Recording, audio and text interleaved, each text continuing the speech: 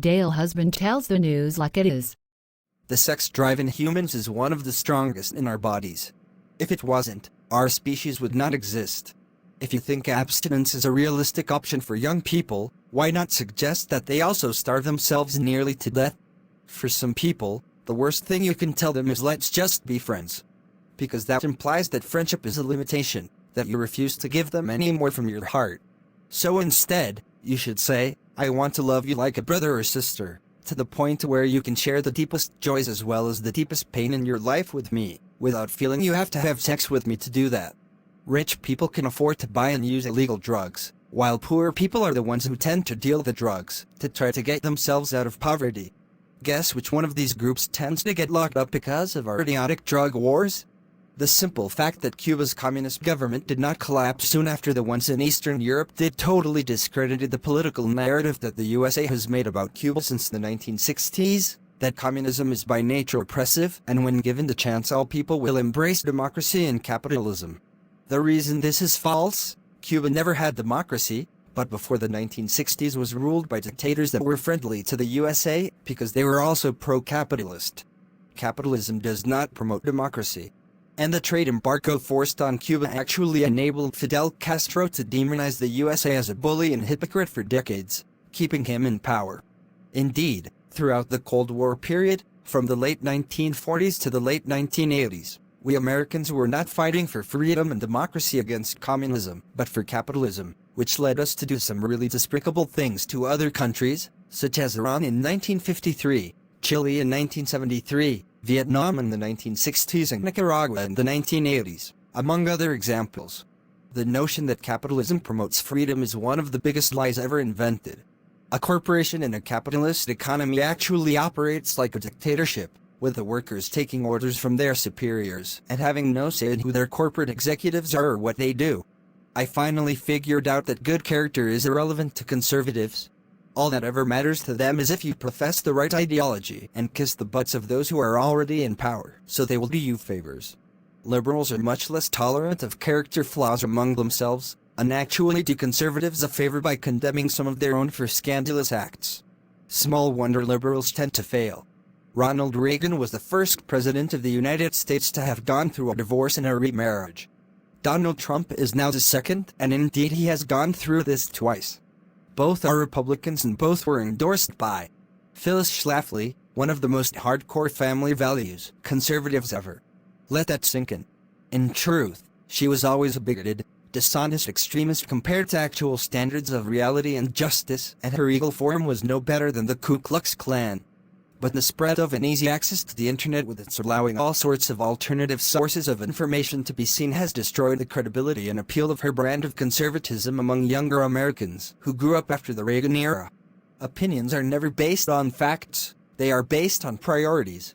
Even the Nazis had certain priorities, and no amount of facts regarding the worth and dignity of all human beings would have mattered to them. Same with Southern slave owners, which is why we had to fight both the American Civil War and World War II to defeat those bigots. And we may have to do that sort of thing again. I was born in 1969, raised in a family of Republicans, and came of age when Ronald Reagan was still president, but I am now so hardcore liberal that some might call me a socialist. Why? Because the more I look at how America and much of the world has been run since the 1980s, the more I see white, rich and Christian people screwing with the rest of the world to profit themselves while keeping poor white Christians sedated with bogus issues like religious freedom. And you can't do that and sincerely claim to promote freedom and justice for all. And if you are not doing that, you are a damned parasite. Atheism was never a cause worth fighting for. The idea that it could bring improvement to the world by debunking religions has been shown to be completely false. It does not counter racism, sexism, or any other social ill we know. Those who reject religions need to find what does. In the interest of being politically correct, the very first line of the Star-Spangled Banner, "Oh say can you see," instantly excludes blind people, who can be otherwise as patriotic as anyone else. Also, it refers to one specific event in American history. Why not make America the Beautiful our national anthem instead?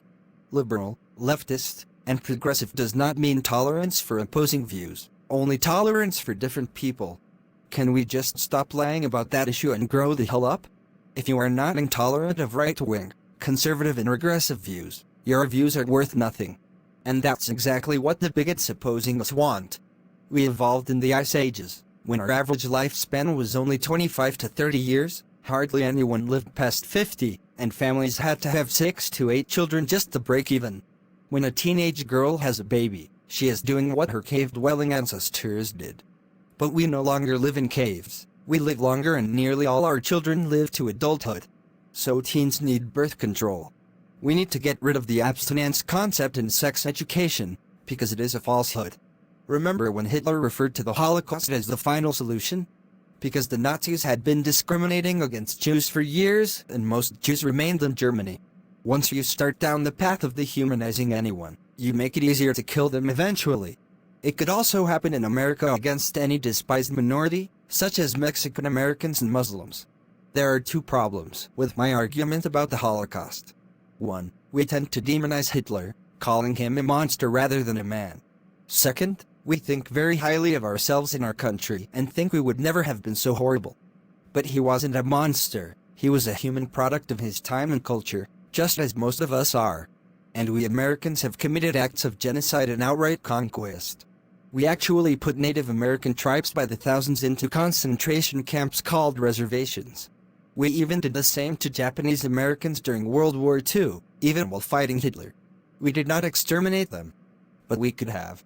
I wish people around the world would just stop taking religions and their dogmas and commandments from 3,500, 2,000, 1,400, or even 150 years ago and insist that any of them are relevant to today, when the only thing we as people should ever care about are real needs of real people in real time and in the future.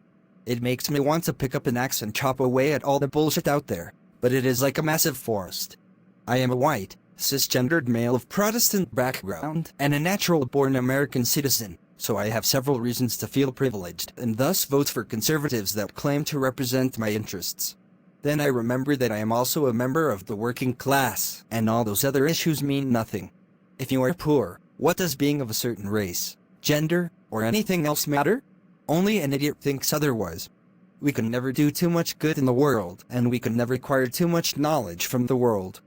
Conservative political philosophy is based on 3 standards that were the norm centuries ago. 1. Obedience to religious authorities. 2. Every person or family fending for themselves. 3. The majority ruling as an upper class over minorities, regardless of merit. Under those standards it was common for people to starve, to become homeless, and to be treated with contempt for either being a lesser being or failing to obey unrealistic rules. Liberals have an absolute standard of justice that rejects all these standards. The Declaration of Independence and the U.S. Constitution were liberal documents. We have been generally moving in a more liberal direction ever since 1787. But conservatives constantly lie to the people to justify their hijacking our government so they can try to restore the older standards that benefit them. It has been 2,000 years since Christianity was established, yet Christians persist in calling the Jewish scriptures the Old Testament and the Christian scriptures the New Testament. This is both outdated and bigoted and should no longer be accepted by anyone. Conservatism itself has never been an honest, ethical, or productive ideology. All Donald Trump really did was tear off the phony rhetoric and show the people what is at the actual core of right-wing political ideas. To be a conservative in the USA, you must believe at least one of the following. 1. That whites deserved more social power than non-whites. 2. That men deserved more social power than women. 3. That Christians deserved more social power than non-Christians. 4. That straights deserved more social power than gays and lesbians. 5. That cisgendered people deserved more social power than transgendered people. 6. That the rich deserved more social power than the poor. That's it. If you truly believe in liberty and justice for all, then you cannot be a conservative. When we attacked Iraq in 2003, we claimed it was because it had weapons of mass destruction. But we seemed to ignore just how much smaller and weaker Iraq always was compared to us Americans. The whole point of a small and weak country developing such weapons would be to deter attacks by its enemies. So in essence, even if the claim was true, we would have been attacking Iraq for trying to prevent its being attacked. Bush Jr. was not just a liar, but a pathetic bully too. Attention.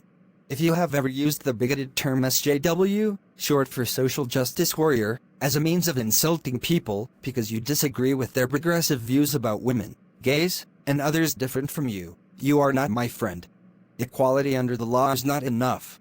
Everyone should have opportunities in our economic system as well. Have you ever wondered how it could have been possible for someone who was not even an original disciple of Jesus to join the Christian church, become one of its leaders, and change its very nature? That's what the Apostle Paul did. He was a usurper of the authority that belonged rightfully only to Peter. People who consider the Japanese during World War II as horribly evil for what they did to their neighbors and to Americans never consider two things. One, the Japanese were isolationists for much of their history and rarely attacked anyone else before the 20th century. Two, they were finally forced to open up to the rest of the world by the United States, which wanted to trade with them. And when Japan looked at the rest of the world, including the United States, what did they see? Imperialism everywhere.